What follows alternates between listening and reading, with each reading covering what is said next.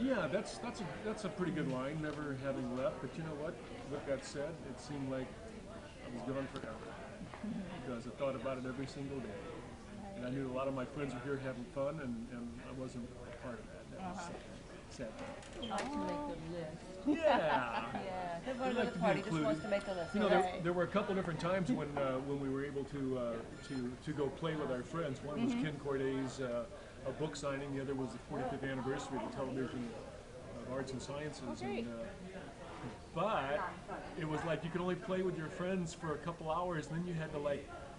It was like Charlie McCarthy doll. You put your toys away and shut the lid, and you're like, because I'm going home now, and it was kind of like that Field of Dreams, It's like you have to go back into the corn. It's like you can't stay out on the field. Right. So, but now this is a good thing now. Oh, it's good. Yeah. And John's been through a lot. Pardon? I said John's been through a lot. He's been through a lot. Yeah. And so, how does he return to the show? If you can tease a little bit.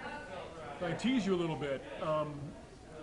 When you last left John, he had taken a hypodermic syringe in the spine with a toxin from the evil psychoanalyst who was trying to. She liked him. Right. She didn't want Marlena. Marlena was in the way, and she had to get Marlena out of the way. And anyways, John intercepted that syringe, and he's been recovering. It was an experimental procedure, and he hasn't landed. There's a problem with the flight. I'll be right back. Okay. All right.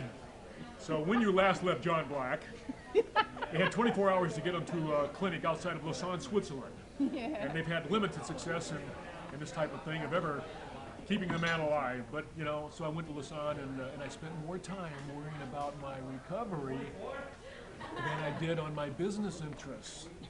So there's your little teaser. So as soon as John Black gets back, flies back to America and lands on the soil, he's got himself a problem with the FBI, with the CIA, with the SEC, with the ASPCA, with the you name all the acronyms, and because he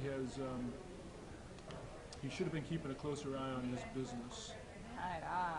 And so we're doing some storylines here, which are torn right out of the front page of every headline paper in the country. Oh, really? So when they say they're organic storylines, it's not like a lot of the storylines you're used to seeing John Black that came out of left field. Right. Which I like those. As long as you play them for a grain of truth, the audience is right there. I always had fun doing that. But these are more storylines right now that everybody can really relate to in their daily life. Oh, great. And we're having a lot of fun. Great. And we got a lot of good people coming back. You know that. Yes, definitely. That should be cool. Yeah. You've been through a lot, and John's been through a lot. Is there anything that you want John to do that he hasn't done yet?